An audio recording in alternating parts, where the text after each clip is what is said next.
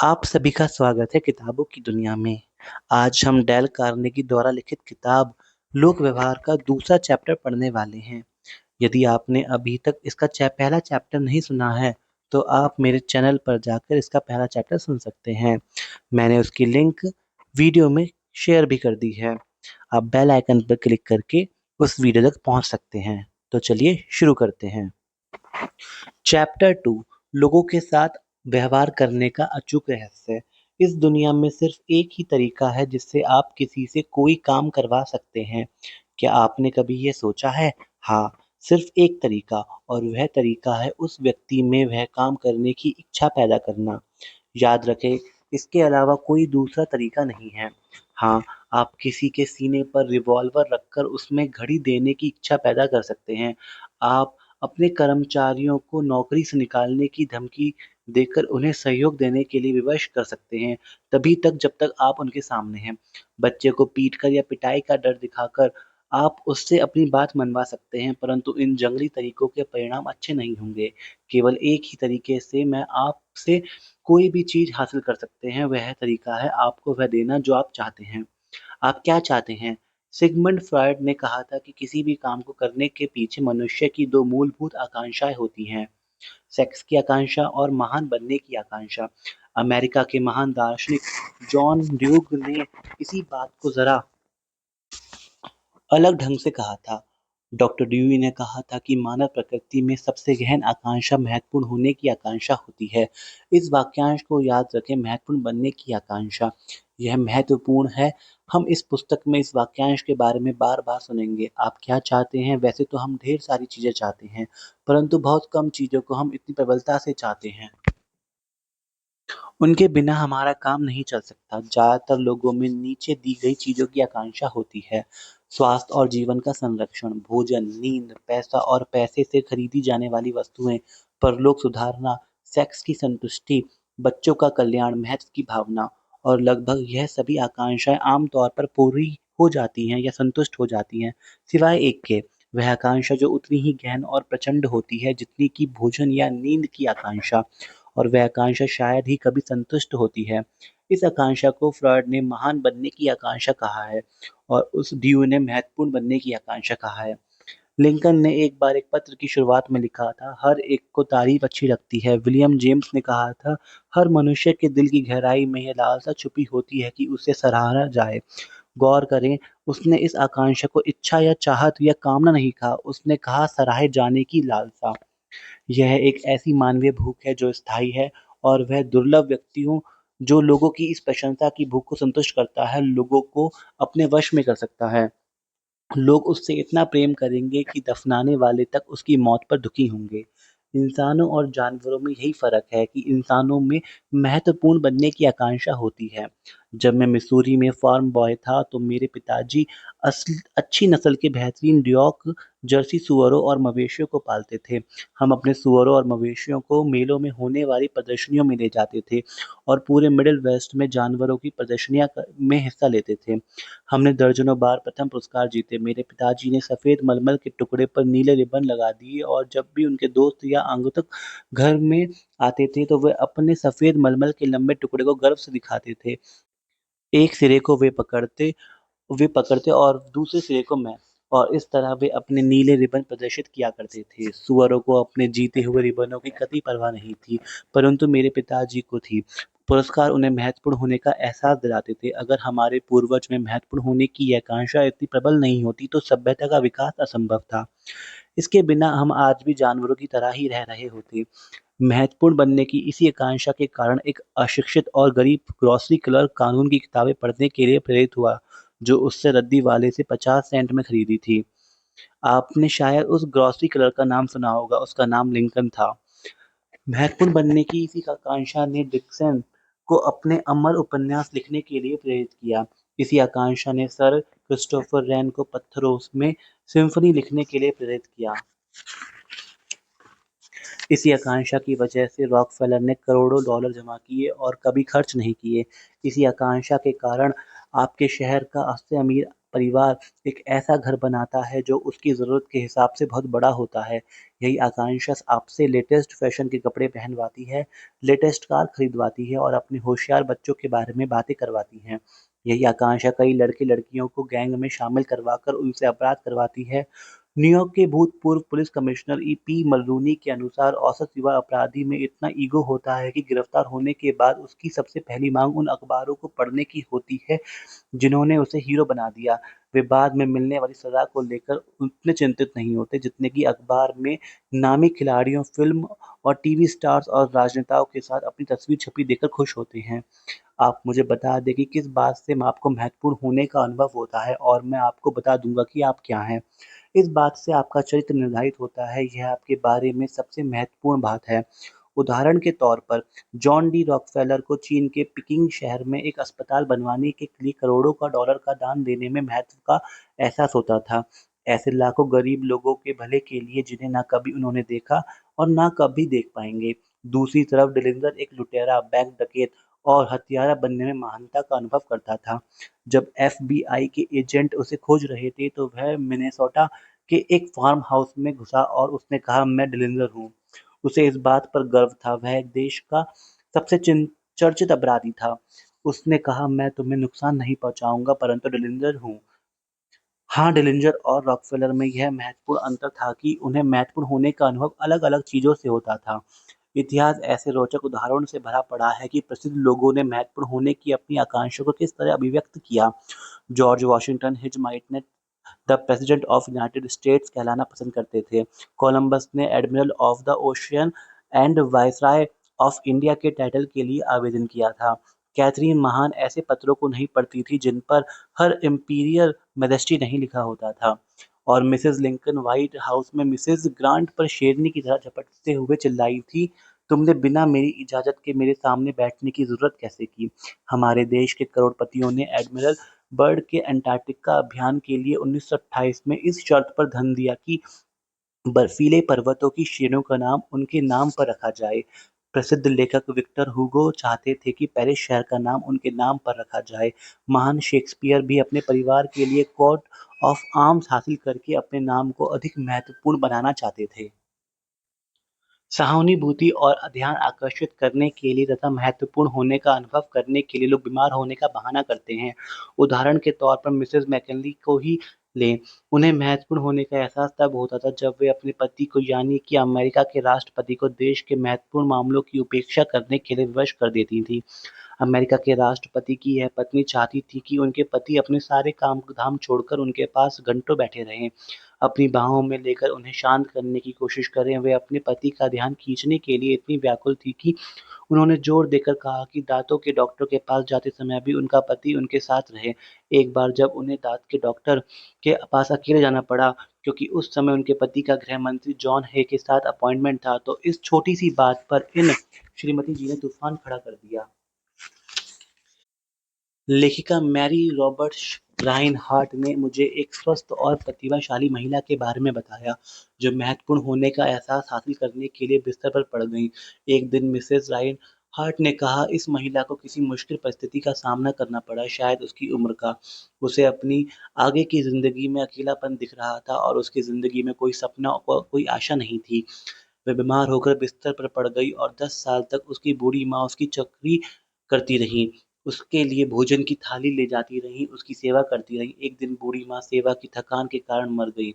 कुछ हफ्तों तक बीमार युवती दुःख मनाते हुए बिस्तर पर पड़ी रही, फिर वह उठी, उसने अपने कपड़े बदले और एक बार फिर ज़िंदगी जीना शुरू कर दिया। कई विशेषज्ञों का मानना है कि महत्वपूर्ण होने का एहसास ही कई लोगों को पागल हो जाने के लिए प्रेरित करता है। जो लोग पागल हो जाते हैं, वे पागलपन के स्वप्न लोक में अपने आप को महत्वपूर्ण बना लेते हैं। वे खुद को महत्व देते हैं, जो उन्हें असली दुनिया में नहीं मिल पाता। अमेरिका में मानसिक रोगों से जितने मरीज पीड़ित हैं, उनकी संख्या सारी बीमारियों से पीड़ित रोगियों से अधिक है। पागलपन का क्या कारण है? इस सवाल का ठीक-ठीक जवाब तो कोई नहीं दे सकता, पर हम यह ज़रूर जानते हैं कि कुछ बीमारियाँ जैसे सिफिलिस मस्तिष्क कोशिकाओं को नष्ट कर देती है और इसका परिणाम पागलपन होता है। दरअसल लगभग आधे मानसिक रोगों के पीछे शारीरिक कारणों का जिम्मेदार समझा जा सकता है, जैसे मानसिक आघात, अल्कोहल, मादक या विषैले पदार्थ और दुर्घटनाएँ, परंतु बाकी आधे और यह इस कहानी का सबसे भयावह हिस्सा है। बाकी आधे पागल होने वाले लोगों की मस्तिष्क कोशिकाओं में कोई शारीरिक गड़बड़ी नहीं होती। पोस्टमार्टम परीक्षणों में जब मरने वाले के मस्तिष्क ऊतकों को माइक्रोस्कोप के नीचे देखा गया तो वे उतने ही स्वस्थ दिख रहे थे जितने कि आप और मैं। फिर ये लोग पागल क्यों होते हैं? मैंने यह सवाल 4 सबसे महत्वपूर्ण मनोचिकित्सकों से किया।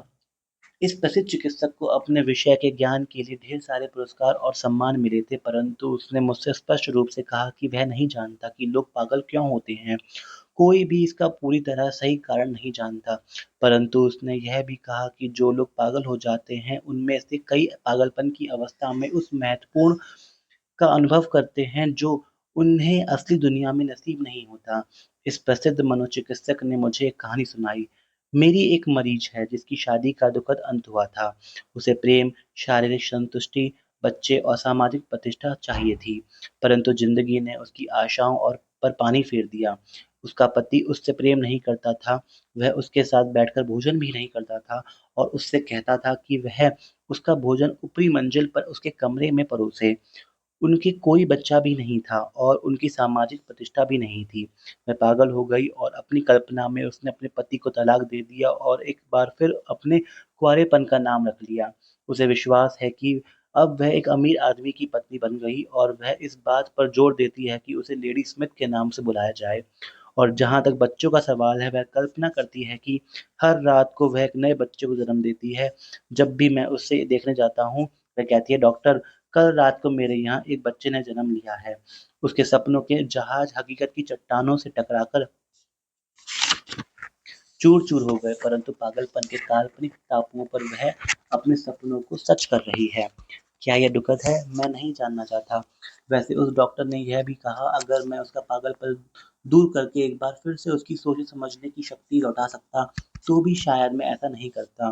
वह जितनी खुश है, उतनी खुश पहले कभी नहीं रही। अगर कई लोग महत्व की भावना के इतने भूखे हैं कि वे उसके लिए सचमुच पागल भी हो सकते हैं, तो ज़रा सोचिए कि आप अपने आसपास के लोगों को सच्ची प्रशंसा देकर कितना बड़ा चमत्कार कर सकते हैं और कितना कुछ हासिल कर सकते हैं। चार्ल्स श्वाब अमेरिकी उद्योग के उन पहले व्यक्तियों में से एक थे जिन्हें एक साल में $10 लाख से ज़्यादा तनख्वाह, तब इनकम टैक्स नहीं हुआ करता था और $50 प्रति माह सप्ताह कमाने वाला आदमी संपन्न समझा जाता था। मिला करती थी। उन्हें एंड्रयू कार्नेगी ने 1921 में यूनाइटेड स्टेट स्टील कंपनी के पहले प्रेसिडेंट के रूप में नियुक्त किया और उस वक्त शबाब की उम्र केवल 38 वर्ष थी। बाद में श्वाब यूएस स्टील छोड़कर मुश्किल में फंसी बेथलहम स्टील कंपनी के प्रेसिडेंट बने और उन्होंने इसे अमेरिका की सर्वाधिक लाभदायक कंपनियों में से एक बना दिया। एंड्रयू कार्नेगी ने चार्ल्स श्वाब को एक साल में $10 लाख या प्रतिदिन $3,000 से अधिक तनख्वाह क्यों दी? क्यों? क्या इसलिए श्वाब जीनियस थे? नहीं। तो फिर क्या इसलिए वे स्टील उद्योग के सबसे बड़े जानकार थे? नहीं। खुद चार्ल्स श्वाब का मानना था कि उनके नीचे काम कर रहे कई लोग स्टील बनाने के बारे में उनसे ज़्यादा जानते हैं। श्वाबे कहते हैं कि उन्हें इतनी ज़्यादा तनख्वाह मिलने का सबसे बड़ा कारण यह था कि वे लोगों के साथ व्यवहार करने की कला में निपुण थे। मैंने उनसे पूछा कि उन्होंने ऐसा किस तरह किया। मैं उनका रहस्य उन्हीं के शब्दों में बता रहा हूँ। ऐसे शब्द जिन्हें कांसे में ढलवा लेना चाहिए और हर घर और स्कूल, हर दुकान और ऑफिस में रखना चाहिए। ऐसे शब्द जिन्हें बच्चों को कंठस्थ कर लेना चाहिए, बजाय उस लैटिन ग्रामर या ब्राज़ील की सालाना भाषा की मात्रा को कंठस्थ करने के जो जीवन में कभी उनके काम नहीं आएगी। ऐसे शब्द जिसके हिसाब से चलने पर आपका और मेरा जीवन बदल जाएगा। श्वाबे ने कहा, मैं मानता हूँ मेरी सबसे बड़ी पूंजी अपने कर्मचारियों का उत्साह बढ़ाने की कला है और मैं सराहना और प्रोत्साहन के द्वारा लोगों से सर्वश्रेष्ठ प्रदर्शन करवा लेता हूँ। कोई भी बात किसी व्यक्ति की महत्वाकांक्षाओं को इतनी बुरी तरह से नहीं कुचलती जितनी कि सुपीरियर्स की आलोचना। मैं कभी किसी की आलोचना नहीं करता, मैं प्रोत्साहन देने में विश्वास करता हूँ ताकि व्यक्ति काम करने के लिए प्रेरित हो। इसलिए मैं तारीफ करने के लिए तत्पर रहता हूँ और गलती निकालने में कंजूसी बरतता हूँ। अगर मुझे कोई बात पसंद आती है तो मैं दिल खोलकर तारीफ करता हूँ और मुक्त कंठ से सराहना करता हूँ। तो शुआबा यह करते हैं, परंतु सामान्य लोग क्या करते हैं? इसका ठीक उल्टा। अगर उन्हें कोई बात पसंद नहीं आती तो वे अपने कर्मचारियों पर अपनी भड़ास निकाल देते हैं। अगर उन्हें कोई बात पसंद नहीं आती तो वे कुछ भी कहते हैं। एक पुरानी कहावत है, मैंने एक बार गलत काम किया जिसके बारे में मुझे हमेशा सुनना पड़ा। मैंने 2 बार अच्छा काम किया परंतु उसके बारे में मैंने कभी नहीं सुना। शाबे का मानना था, जीवन के मेरे लंबे अनुभव के दौरान मैं दुनिया के कई देशों के महान लोगों से मिला हूँ और मुझे आज तक ऐसा व्यक्ति नहीं मिला, चाहे वे कितने भी ऊंचे पद पर हो, जो आलोचना के बजाय तारीफ के माहौल में ज़्यादा बेहतर काम ना कर सकता हो। श्वाबे के अनुसार यही एंड्रयू कार्नेगी की अद्भुत सफलता के प्रमुख कारणों में से एक था। कार्नेगी अपनी सहयोगियों की सार्वजनिक रूप से और अकेले में ही प्रशंसा किया करते थे। कार्नेगी तो अपनी कब्र के पत्थर पर भी अपने कर्मचारियों की तारीफ करना नहीं भूले। उन्होंने खुद के लिए स्मृति लेख लिखा था जहाँ पर वह आदमी सोया है जो जानता था कि अपने से समझदार लोगों को अपने आस-पास इकट्ठा कैसे किया जाए। सच्ची प्रशंसा वह रहस्य था जिसकी वजह से जॉन रॉकफेलर इतने सफल हुए। उदाहरण के तौर पर जब उनके पार्टनर एडवर्ड टी बेडफोर्ड की वजह से दक्षिण अमेरिका के एक कॉन्ट्रैक्ट में फर्म को 40% नुकसान हुआ तो रॉकफेलर उनकी आलोचना कर सकते थे। परंतु वे जानते थे कि बेडफोर्ड ने अपनी तरफ से पूरी कोशिश की थी और वैसे भी अब तो नुकसान हो चुका था। इसलिए रॉकफेलर ने उन्हें बधाई देने के कारण खोज ही लिया। उन्होंने बेडफोर्ड को बधाई दी, उन्होंने निवेश की 60% रकम डूबने से बचा ली। यह बहुत बढ़िया रहा। रॉकफेलर ने कहा, हम हमेशा दिमाग का इतना बढ़िया इस्तेमाल नहीं कर पाते। अब मैं एक कहानी सुनाना चाहता हूँ जो हालांकि सच नहीं है परंतु उसमें सच्चाई जरूर छुपी है और यही वजह है कि मैं उसे सुना रहा हूँ। एक देहाती महिला ने दिन भर की कठोर मेहनत के बाद अपने परिवार के सामने भोजन की जगह भूसे का ढेर रख दिया। जब पति और बेटों ने झुंझलाकर इस अजीब हरकत का कारण पूछा तो उस महिला ने जवाब दिया, मुझे लगता था कि तुम्हारा ध्यान इस तरफ जाता ही नहीं है कि तुम्हारे सामने खाना रखा जाता है या भूसा। 20 साल से मैं तुम लोगों के लिए खाना बना रही हूँ, परंतु तुम लोगों ने मुझे कभी यह नहीं बताया कि तुम लोग भूसा नहीं खा रहे हो। कुछ समय पहले घर से भागने वाली पत्नियों पर एक शोध हुआ कि उनके घर से भागने के पीछे सबसे बड़ा कारण क्या होता है। क्या आप बता सकते हैं वे कारण क्या था? प्रशंसा का अभाव। और मैं शर्त लगाता हूँ कि यही घर से भागने वाले पतियों के बारे में भी सच होगा। हम अक्सर अपने पति-पत्नी को यह बताने की ज़रूरत ही नहीं समझते कि हम उनसे प्रभावित हैं। मेरी क्लास में एक सदस्य ने अपने जीवन की एक घटना सुनाई जिसमें उसकी पत्नी ने उससे एक आग्रह किया था। उसकी पत्नी और अन्य महिलाएं चर्च में एक आत्म सुधार कार्यक्रम में शामिल हुए। एक दिन उसकी पत्नी ने उससे पूछा कि वह उसकी 6 कमियां बताए जिन्हें सुधारने से वह पत्नी बन जाए। उसका पति सुनकर हैरान रह गया। उसने कक्षा के सामने कहा, मुझे इस आग्रह से बड़ी हैरानी हुई। सच कहा जाए तो मैं बड़ी आसानी से उसे 6 ऐसी बातों की सूची थमा सकता था जिनमें सुधार की ज़रूरत थी और ईश्वर जानता है कि वह ऐसी हज़ार बातों की सूची थमा सकती थी जिनमें मुझे सुधार की ज़रूरत थी। परंतु मैंने ऐसा नहीं किया। इसके बजाय मैंने उससे कहा, मुझे इस बारे में सोचने का समय दो और मैं तुम्हें सुबह तक इसका जवाब दे दूँगा। अगली सुबह मैं बहुत जल्दी उठ गया और फूल वाले को फ़ोन करके उससे अपनी पत्नी के लिए 6 गुलाबों का तोहफ़ा भिजवाने के लिए कहा, जिसके साथ ये चिट्ठी लगी हो। मुझे तुम्हारी 6 कमियाँ नहीं मालूम, जिनमें सुधार की ज़रूरत हो। तुम जैसी भी हो मुझे बहुत अच्छी लगती हो। उस शाम को जब मैं घर लौटा तो क्या आप बता सकते हैं मेरे दरवाजे पर किसने मेरा स्वागत किया? बिल्कुल ठीक, मेरी पत्नी ने। उसकी आँखों में आँसू भरे हुए थे। यह कहने की ज़रूरत नहीं है कि मैं इस बात पर बहुत खुश था कि मैंने उसके आग्रह के बावजूद उसकी आलोचना नहीं की थी। अगले रविवार को चर्च में उसने बाकी महिलाओं को यह घटना सुनाई और बहुत सी महिलाओं ने आकर मुझसे कहा, इतनी बुद्धिमानी की बात हमने पहले कभी नहीं सुनी। तब जाकर मुझे सराहना की शक्ति का एहसास हुआ। लॉरेन जिगफॉल्ड ब्रॉडवे में धूम मचाने वाले प्रसिद्ध प्रोड्यूसर रहे हैं। उनकी छवि एक ऐसे प्रोड्यूसर की थी जिनमें अमेरिका के युवतियों को ग्लैमरस बनाने की अद्भुत प्रतिभा थी। हर बार वे एक ऐसी साधारण युवतियों को लेते थे जिनकी तरफ कोई दोबारा पलटकर नहीं देखता और उन्हें स्टेज पर वे ग्लैमरस और रहस्यमय युवतियों में बदल देते। प्रशंसा और आत्मविश्वास के महत्व को जानने के कारण वे जानते थे कि सिर्फ प्रशंसा और महत्व दिए जाने पर साधारण सी महिला भी अपने आप को सुंदर मानने लगती है। वे प्रैक्टिकल थे। उन्होंने कोरस में काम करने वाली लड़कियों की तनख्वाह $30 प्रति सप्ताह से बढ़ाकर $175 प्रति सप्ताह कर दी और वे विशाल हृदय भी थे। फॉलीज़ के मंचन की पहली रात को उन्होंने सभी स्टार्स को टेलीग्राफ में भेजे और शो में काम करने वाली हर कोरस गर्ल को अमेरिकन ब्यूटी रोजेस भेंट किए। एक बार मुझ पर डाइटिंग का भूत सवार हो गया और मैं 6 दिनों तक भूखा रहा। यह मुश्किल नहीं था। 6वें दिन मुझे उतनी भूख नहीं लग रही थी जितने की मुझे दूसरे दिन लग रही थी। हम सभी जानते हैं कि अगर किसी के परिवार या कर्मचारियों को 6 दिनों तक खाना ना मिले, तो वह व्यक्ति अपने आप को अपराधी मानेगा। परंतु अगर वह व्यक्ति परिवार या कर्मचारी की सच्ची तारीफ 6 दिन, 6 हफ्तों या 60 साल तक ना करे तो उसे जरा भी अपराध बोध का अनुभव नहीं होता। हम यह भूल जाते हैं कि तारीफ भी भोजन की ही तरह हमारी अनिवार्य आवश्यकता है। जब महान अभिनेता अल्फ्रेड लुंड ने रियूनियन इन वियना में मुख्य भूमिका निभाई तो उन्होंने कहा, मुझे जिस चीज की सबसे बड़ी ज़रूरत है वह है अपने आत्मसम्मान के लिए पोषण। हम अपने बच्चों, दोस्तों और कर्मचारियों के शरीर को पोषण देते हैं, परंतु हम उनके आत्मसम्मान को कितना कम पोषण देते हैं। हम उन्हें ऊर्जा के लिए बीफ और आलू उपलब्ध कराते हैं, परंतु हम उन्हें प्रशंसा के दयालुतापूर्ण शब्द देना भूल जाते हैं, जो सालों तक उनकी यादों में सुबह के सितारों के संगीत की तरह गूंजेंगे। पॉल हार्वे ने अपनी एक radio broadcast the rest of the story में बताया है कि किस तरह सच्ची प्रशंसा किसी इंसान की जिंदगी बदल सकती है। उन्होंने एक घटना सुनाई। कई साल पहले डेट्रॉइट की एक टीचर ने स्टेवी मॉरिस से कहा कि वे क्लासरूम में गुम हो गए चूहे को खोजने में उनकी मदद करें। आप इस बात पर गौर करें, उसने इस बात की प्रशंसा की कि प्रकृति ने भले ही स्टेवी को आंखें नहीं दी थी, परंतु उसके बदले में स्टेवी को सुनने की अद्भुत शक्ति प्रदान थी। स्टेवी में कुछ था जो उस क्लास में किसी और के पास नहीं था, परंतु दरअसल यह पहली बार था जब किसी ने उसकी सुनने की शक्ति के लिए स्टेवी की तारीफ की। जब सालों बाद स्टेवी मानते हैं कि यह प्रशंसा एक नए जीवन की शुरुआत थी। उस घटना के बाद उन्होंने अपनी सुनने की कला को विकसित किया और स्टेवी वंडर के स्टेज नाम को अपनाकर वे 70 के दशक के महान पॉप सिंगर और गीतकार बन गए। कई पाठक इन शब्दों को पढ़ते समय यह सोच रहे होंगे, अच्छा चापलूसी, मक्खन पॉलिश, मैंने इनका इस्तेमाल करके देखा है, समझदार लोगों के सामने ये तरीके काम नहीं आते।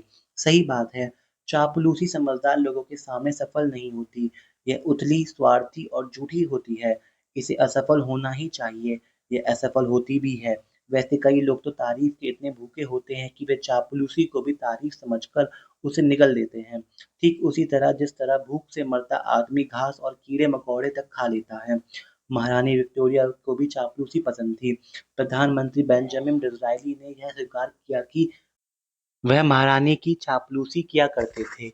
उनके शब्दों में वे बड़ी चम्मच से मक्खन लगाया करते थे, परंतु डिज़रायली ब्रिटेन के सबसे सुसंस्कृत, योग्य और चतुर व्यक्तियों में से एक थे। वे इस कला में जीनियस थे। जो चीज़ उनके लिए काम कर गई ज़रूरी नहीं है कि वे आपके लिए भी काम कर जाए। लंबे समय में चापलूसी से आपको फ़ायदा कम और नुकसान ज़्यादा होगा। चापलूसी नकली सिक्का है, अगर आप इसे असली सिक्के की तरह बाजार में चलाने की कोशिश करेंगे तो आप परेशानी में पड़ सकते हैं। प्रशंसा और चापलूसी में क्या फ़र्क है? इसका जवाब बहुत आसान है। एक सच्ची होती है और एक दूसरी झूठी। एक दिल से निकलती है, दूसरी दाँतों से। एक निस्वार्थ होती है, दूसरी स्वार्थपूर्ण। एक की हर जगह सराहना होती है, दूसरी की नहीं होती। मैंने मेक्सिको सिटी के चापलूटेक पैलेस में हाल ही में मैक्सिकन हीरो जनरल अल्वारो अब्रान की मूर्ति देखी। उस मूर्ति के नीचे जनरल ऑब्रेगन की फिलॉसफी के बुद्धिमत्तापूर्ण शब्द लिखे थे। अपने पर हमला करने वाले दुश्मनों से मत डरो, बल्कि उन दोस्तों से डरो जो चापलूसी करते हों। नहीं, नहीं, नहीं, मैं आपको चापलूसी करने के लिए नहीं कह रहा हूँ, मैं तो बिल्कुल अलग ही बात कह रहा हूँ। मैं आपसे एक नई ज़िंदगी शुरू करने के लिए कह रहा हूँ। मुझे दोहराने दें, मैं आपसे एक नई ज़िंदगी शुरू करने के लिए कह रहा हूँ। सम्राट जॉर्ज पंचम ने बकिंघम पैलेस में अपनी स्टडी की दीवार पर 6 सूत्र वाक्य लगा रखे थे।